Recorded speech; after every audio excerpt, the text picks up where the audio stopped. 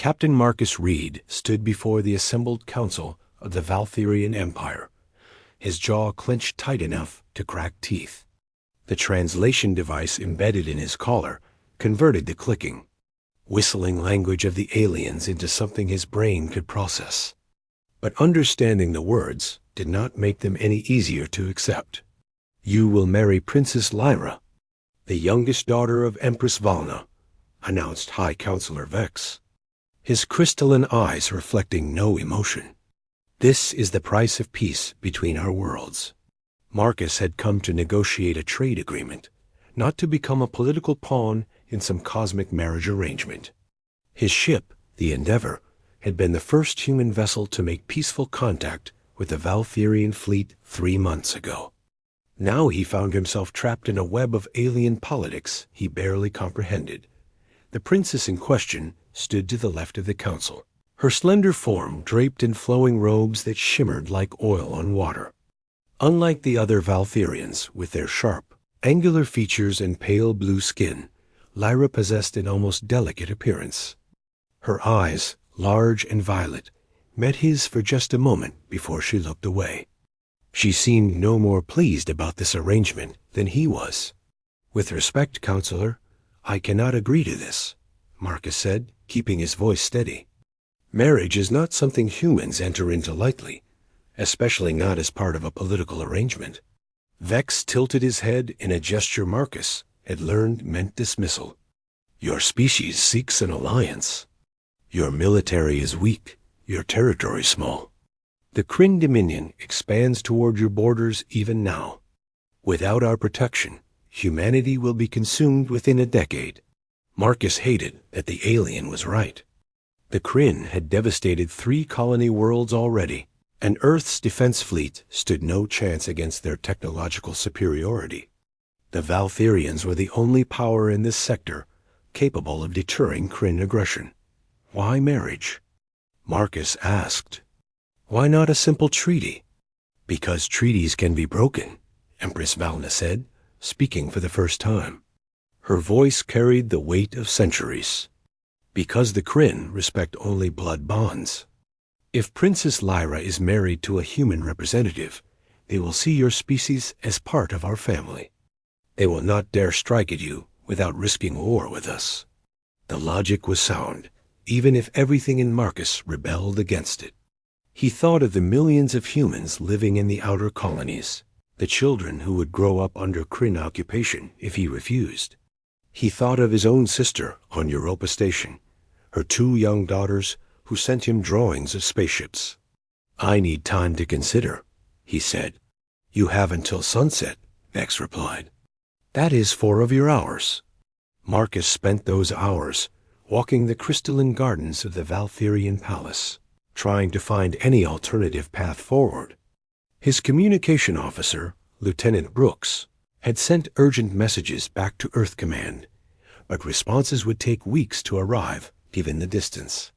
The decision fell to him alone, as the alien sun began its descent, painting the sky in shades of amber and green. Marcus found Lyra sitting beside a fountain that flowed upward instead of down.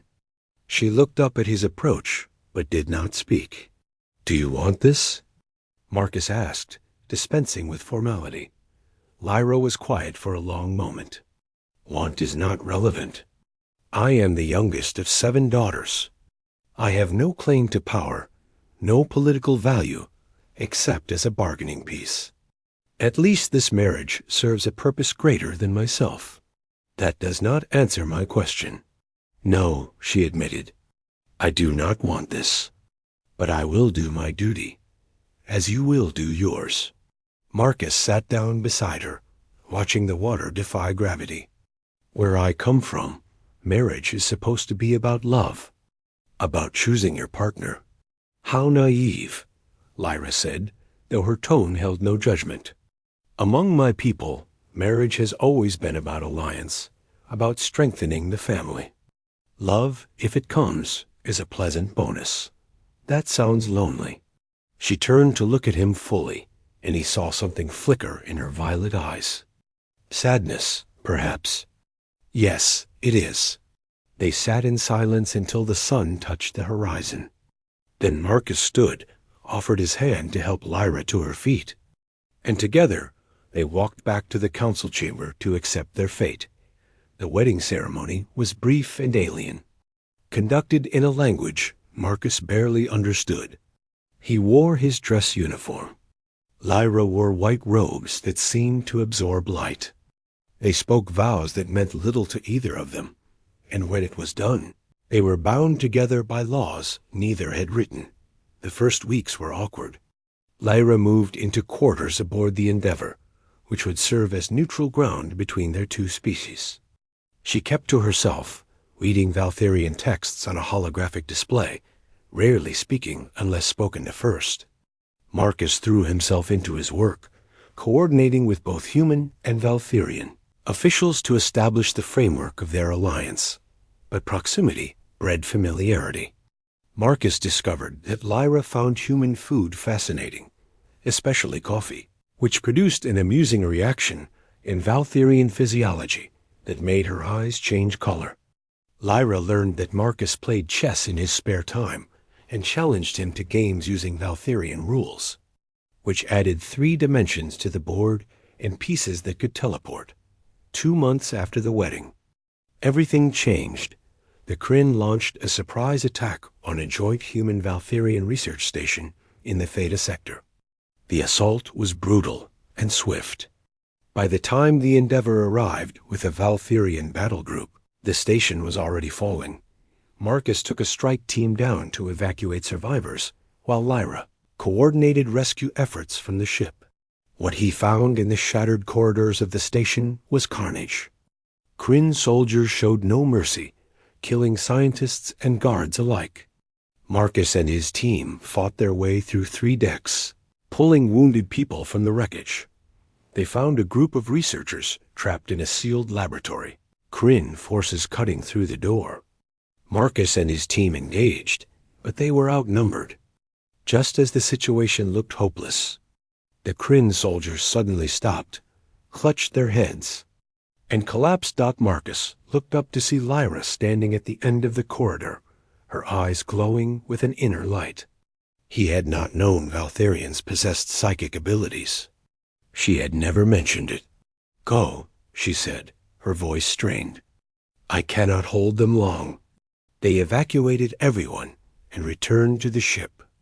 The Valtherian fleet drove off the Kryn forces, but the damage was done. 17 humans and 23 Valtherians were dead. That night, Marcus found Lyra in their shared quarters, staring out at the stars. She looked exhausted, her skin paler than usual. "Why did not you tell me you could do that?" he asked. "Because my people consider it shameful," she said quietly. "Psychic abilities are rare, appearing in perhaps one of every 1,000 Valtherians. Those who possess them are seen as dangerous, unstable. It is why I was always the least favored daughter, why I was expendable enough to marry off to an alien." Marcus sat down beside her. "You saved lives today. There is no shame in that. You do not understand. Among my people, I am viewed as defective. Then your people are fools." She looked at him, surprise evident in her expression. "You are not afraid of me?" "Afraid?" "Lyra, I watched you collapse after holding back a dozen armed soldiers. You nearly burned yourself out to save people. That is not something to fear. That is courage." Something shifted in that moment. The wall between them, carefully maintained for months, began to crack. Lyra told him about growing up isolated, about sisters who would not touch her, about a mother who could barely look at her. Marcus told her about his own family, about the brother he had lost in an accident, about the guilt he carried.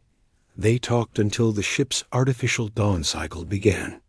And when Lyra finally fell asleep, exhausted from both the psychic strain and the emotional confession, Marcus found himself watching over her with something that felt dangerously close to affection. The months that followed brought more attacks, more challenges. The Kryn tested the alliance repeatedly. But Marcus and Lyra faced each crisis together, learning to anticipate each other's moves, to trust each other's judgment. What had begun as a marriage of convenience slowly transformed into partnership. One evening, 6 months after their wedding, Marcus taught Lyra to dance. "Human style," he said, showing her how to waltz in the ship's observation deck, while old Earth music played from the speakers. She was clumsy at first, unused to the rhythm, but she laughed when she stepped on his feet. That laugh, genuine and unguarded, made something warm bloom in Marcus's chest. "This is pleasant," Lyra said as they swayed together. "Your people have interesting customs." "Some of them, anyway," Marcus agreed. Then, because the moment felt right and life was too short for cowardice, he added, "Lyra, I know this marriage was not either of our choosing, but I want you to know that I am glad it was you." She looked up at him, violet eyes searching his face. "I am glad it was you as well, Marcus Reed." "Just Marcus," he said.